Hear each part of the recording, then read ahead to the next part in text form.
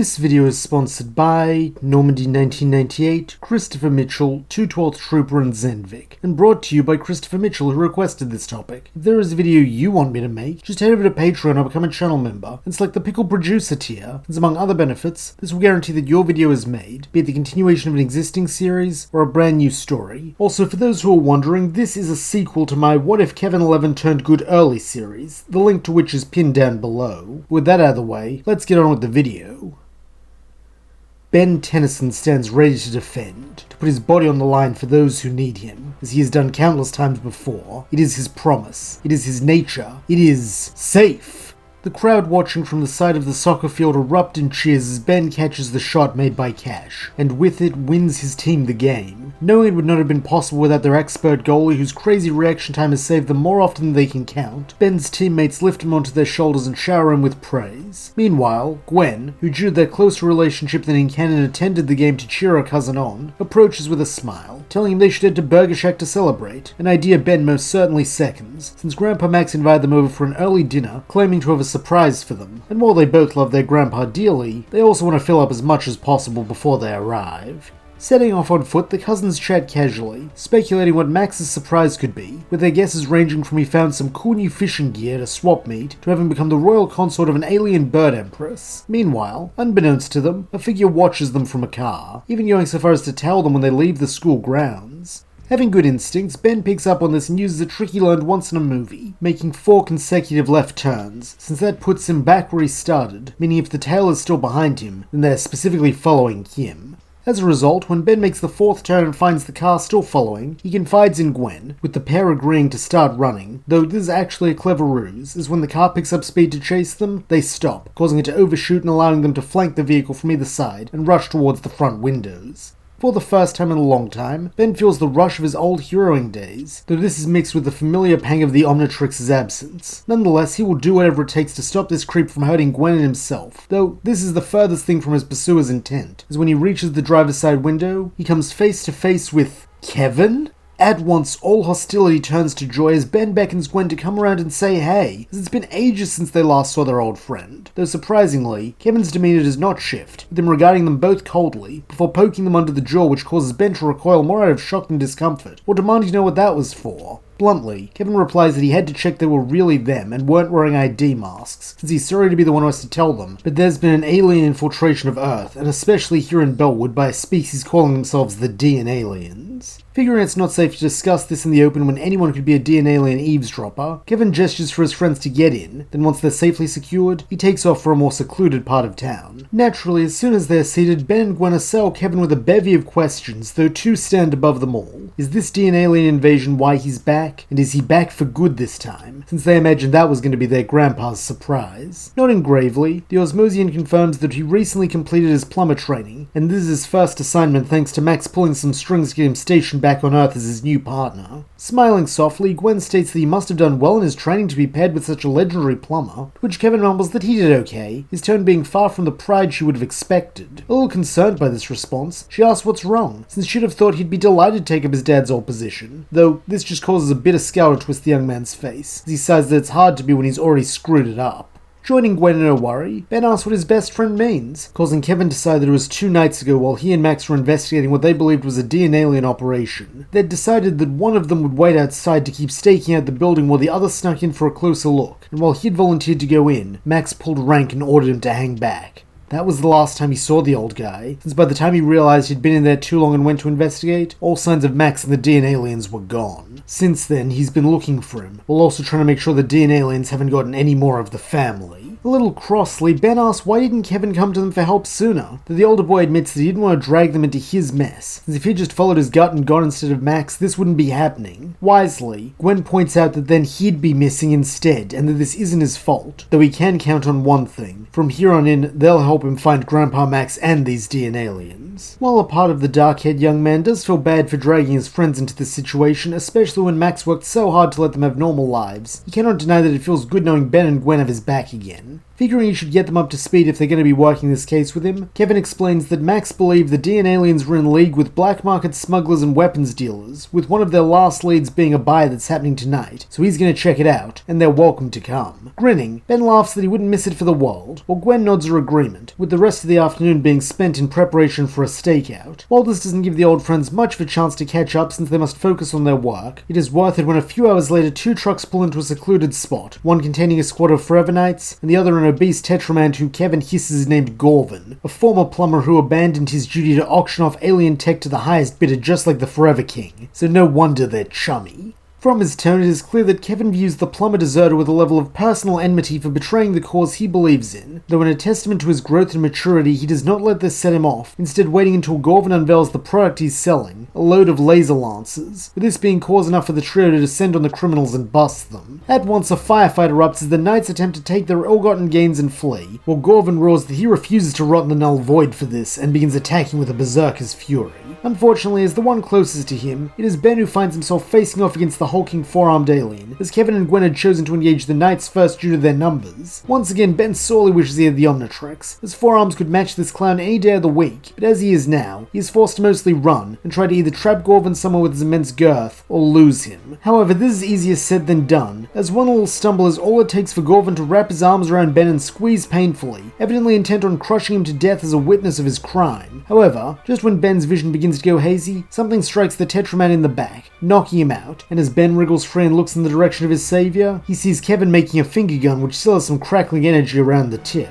Gratefully, the brunette thanks his pal for the assist while asking if this is an evolution of his energy blasts, earning him a nod, as Kevin confirms that he's actually been working on it with Lucy, since she's a plumber cadet now too, and so far they've managed to alter the nature and potency of the energy, so now he can turn any energy he absorbs into either lasers or electroshocks, giving him an inbuilt blaster pistol or taser as the need arises. Unfortunately, this rescue comes at a cost, as a moment later Gwen returns, having failed to keep the Knights from escaping by herself, though Kevin tells her not to let it bother her, since they captured the dealer, so now they can get some answers out of him. However, in reality, the matter is far more complex, as Gorvin admits that he doesn't know who hired him to sell the laser lances to the Forever Knights, or where to find them, meaning they have no way of proving it was DNA aliens. Hopefully, Gwen suggests that if they can recover one of the lances, she can use a tracking spell to trace it back to whoever gave it to Gorvin, and seeing a chance to cut a deal, the rotund criminal grins that he can tell them where the Knight's hideout is, with Kevin coolly stating that he's listening. As it turns out, they are hiding in plain sight, having taken up residence in a big castle, with this being their next destination, though when Gorvin hopefully asks if this means Kevin will let him go, the young man answers with a sardonic, "Nope,"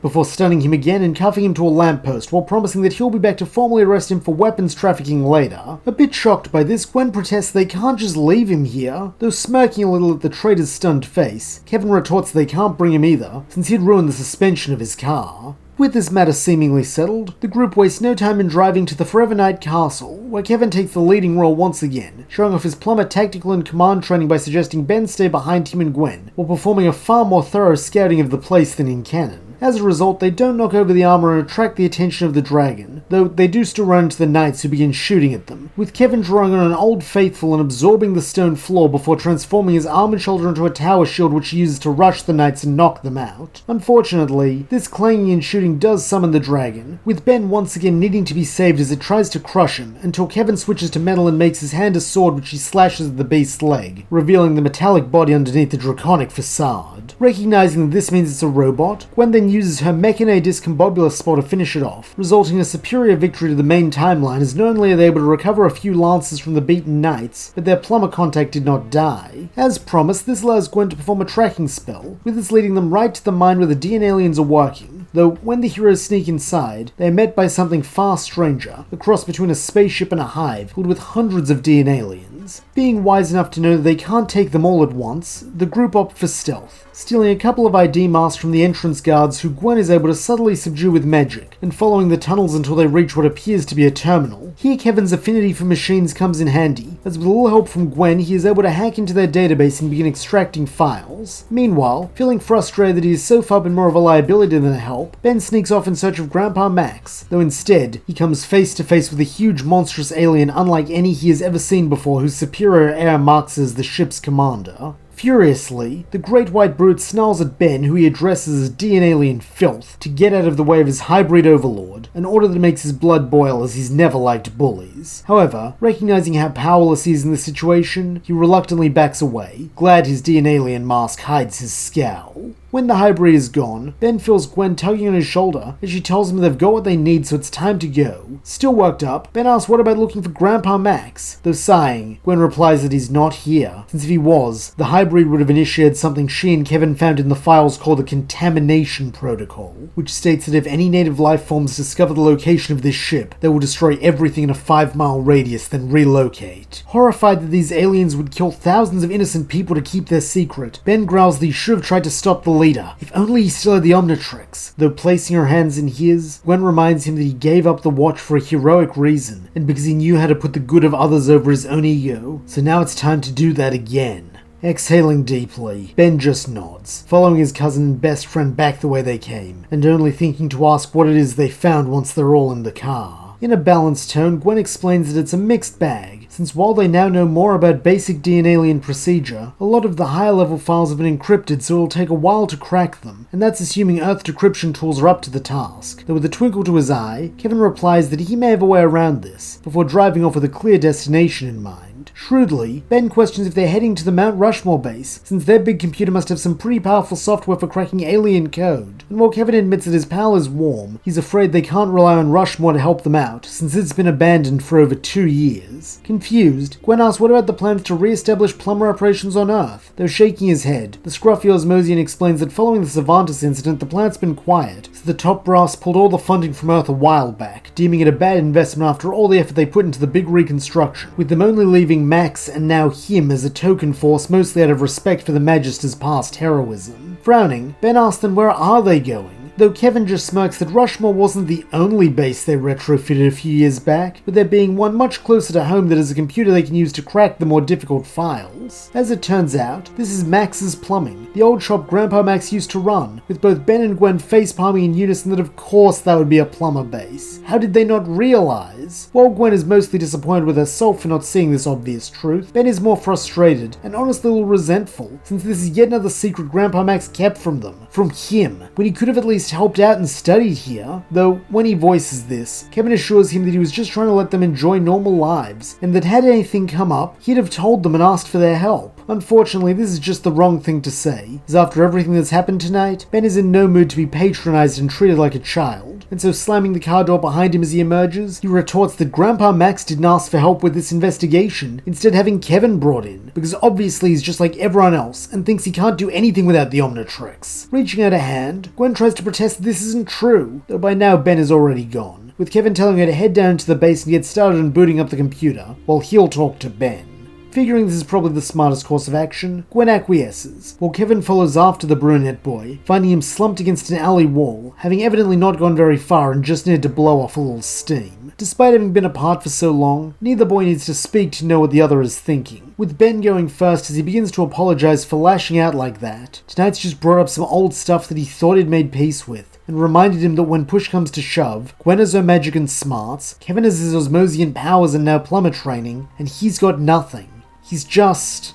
However, before he can say useless, Kevin plants a hand firmly on his shoulder, and looking him in the eye, states that what he is his best friend, and that isn't gonna change, watch or no watch. Straightening up a little, Ben thanks his pal for that, stating that the feeling's mutual, while Kevin admits that he hasn't stopped looking for the Omnitrix since he left Earth, and while he hasn't found any leads yet, one day he will, and he'll return it to Ben. That's a promise. With things now right between the pair, they return to Max's Plumbing, which in a testament to Gwen's genius and efficiency, not only has the computer up and running, but also the lights and elevators, so that the place truly looks like a viable base of operations by the time the guys arrive. As promised, Kevin begins uploading the files they recovered from the hybrid ship, with the plumber computer making short work of decrypting them due to all the Galvan software, so that soon their plans are laid bare. And what plans they are, as according to several highly classified correspondents from the Hybrid High Council, they intend to invade not just Earth, but every inhabited world in the galaxy, and destroy them either from within or without, though when their race reaches its imminent extinction point, all life will join them in oblivion. Considering the scope of this horrendous scheme, Kevin's first instinct is to contact Plumber Command and share what he has learned, though unfortunately, he is not met with the same urgency, as while the officer on duty thanks him for the tip, the best they can offer is to pass it up the chain so a senior plumber can assess the validity and decide on a course of action. In the meantime, Kevin is to stand down and await further orders, something he does not take overly well, growling that, respectfully, he can't just sit by and do nothing while his partner is missing and aliens are invading his world. More curtly now, the duty officer replies that this is exactly what he will be doing, since as it stands, this is at best nothing, and at worst the beginnings of an intergalactic incident with a non-plumber species, neither of which will be made better by the rash actions of an ambitious but notably hot-headed young officer.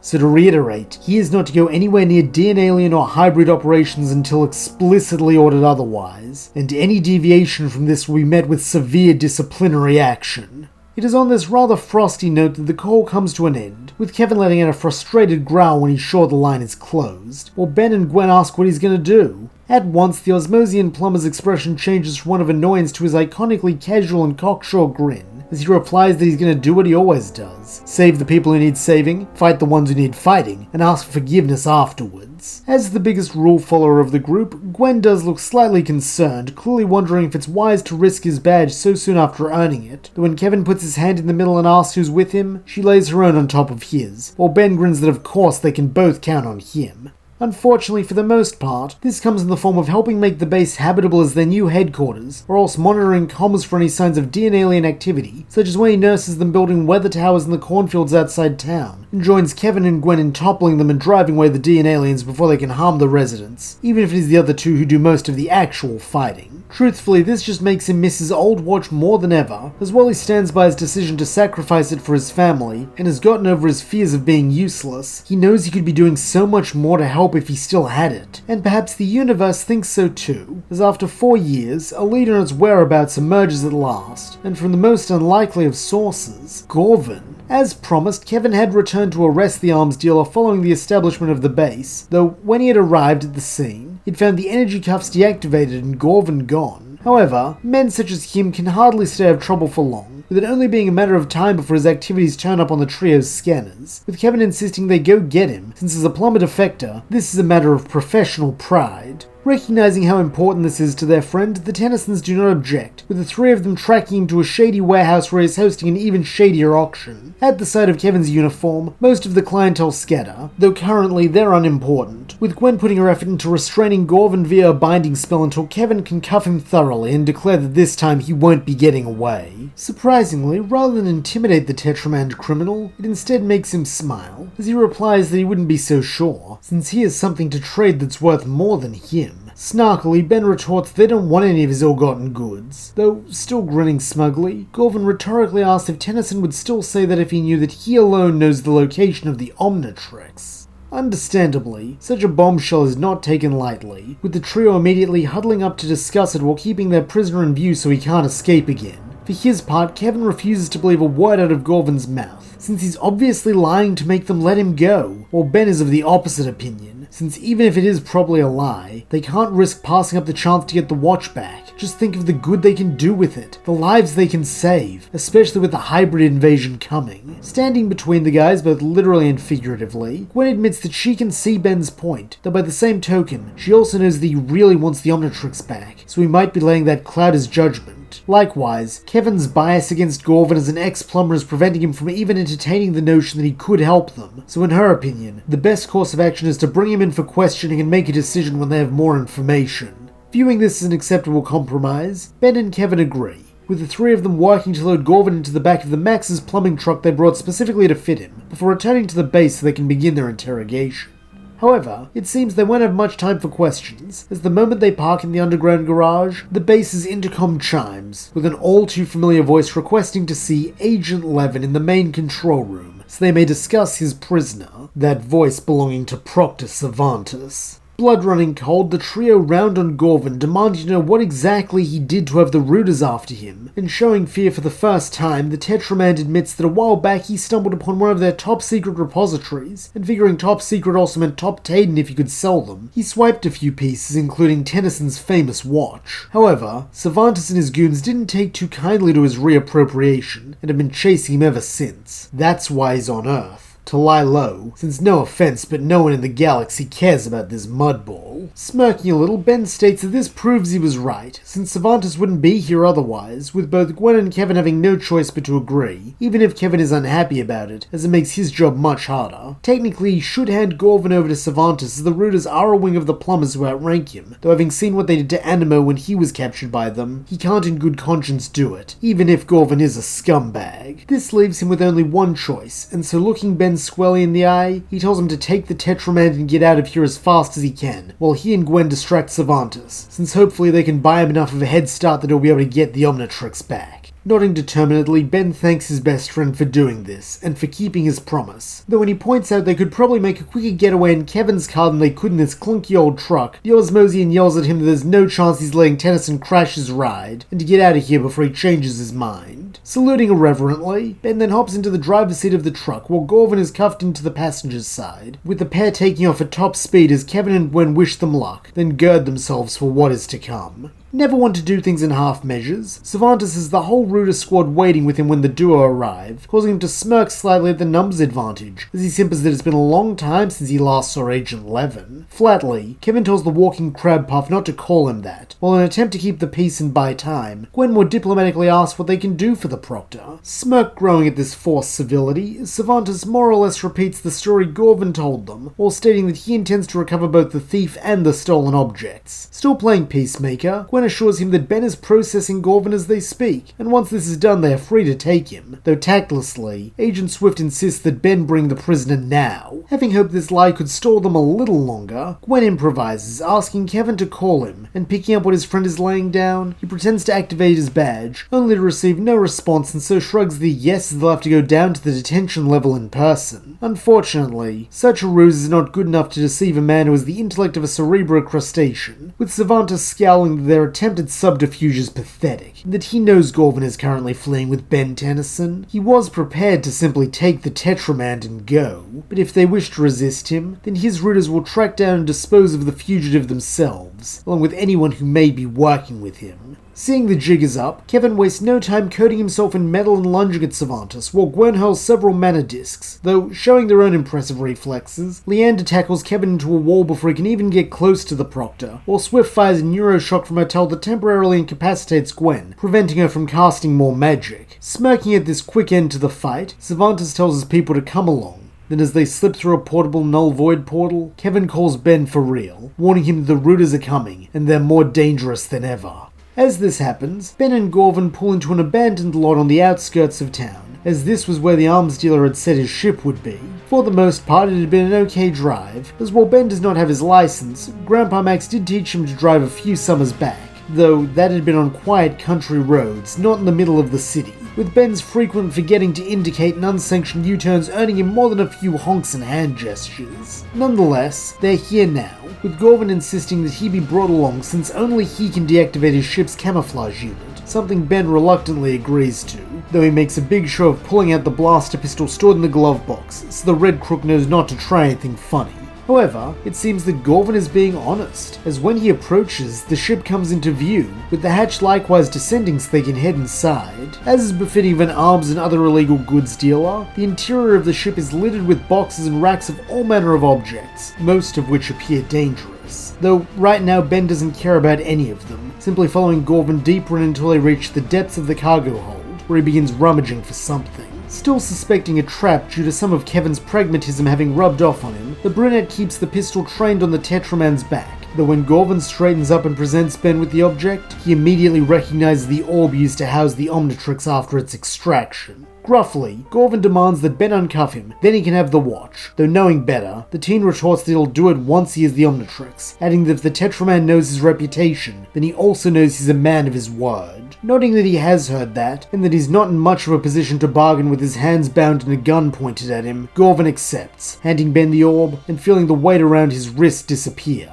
In contrast, Ben is greeted by a familiar but welcome weight, as the watch bonds seamlessly to his wrist as it did all those years ago. However, when he goes to pop the dial, eager to see the silhouettes of all his old friends again, it instead turns blue, like it's in the middle of an update or reboot. No worries, he's got time, as long as he gets back to base before BAM! A flash of neural energy flies past Ben's head, and looking round he sees the Rooters blocking the exit to the ship. Panicked, Gorvin orders Ben to get out of here unless he feels like going to space, since he's not sticking around long enough for these guys to get him, though it seems it is already too late, as Cervantes' next attack does not miss its mark, blasting Gorvin in the chest and sending him crashing to the ground, where he lies limp, with very glassy eyes. Furiously, Ben roars they had no right to kill him, though coldly, Cervantes retorts they had every right under their mandate, just as they will have every right to execute him as an accomplice unless he feels like surrendering the Omnitrix once again. Smirking slightly in an attempt to convey confidence, Ben taunts that there's no chance of that happening, since with no hostages this time, he's gonna go hero and kick their butts, a claim he dearly wishes he could make true, as behind his back, the Watcher's dial remains unresponsive.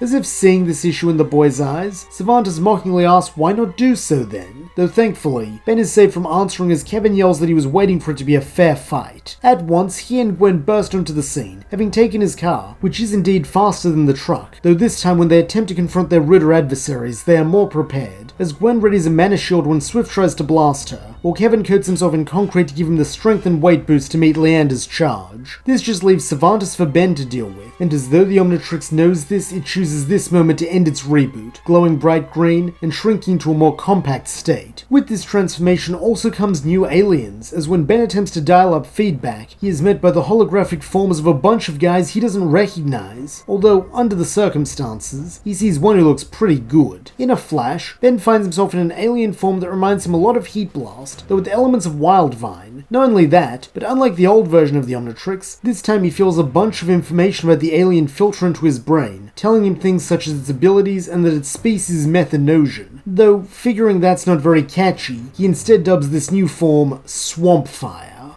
Striding forth with a sense of surety he has not felt in 4 years, Ben manifests a pair of fireballs in each of his hands before hurling them both at the Proctor, who leaps back to avoid being burned. As he does, Ben spots a nasty curl to his lip that makes the hero smirk, as he asks what's wrong. Did he foil Cervantes' plans? Still, there's no need to be crabby. Even in the midst of their own fights, Gwen and Kevin both groan at this pun, though Cervantes doesn't acknowledge it, instead growling that he may have thwarted them today, but they will return. Mark his words. Taking this as their cue to fall back, Leander and Swift both disengage, joining their boss as he flees through the null void once again, though when Kevin asks if Ben wants to pursue, he shakes his head, stating they can run if they want. What matters is they won, and they got the watch back, even if it did come at a cost. Nodding, Kevin agrees that despite being a bad dude, Gorvin didn't deserve to die, though at least his last action was to actually do some good for the galaxy, weird as that may be. With this, the trio return to base, a mix of joy and sorrow filling them, though now is not the time to get lost in such things, since with Ben having the Omnitrix again, he can put it to use protecting Earth and the rest of the universe from the threat of the DNA aliens and their hybrid masters.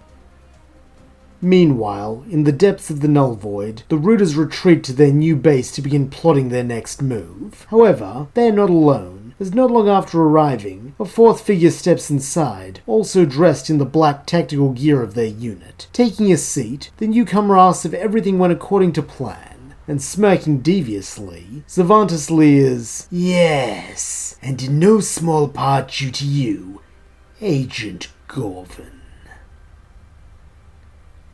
And that's where we'll leave things for now. Thank you so much for listening. I hope you enjoyed it, and if you did, please don't forget to like, subscribe, and leave your thoughts, suggestions, or screams of rage in the comments below.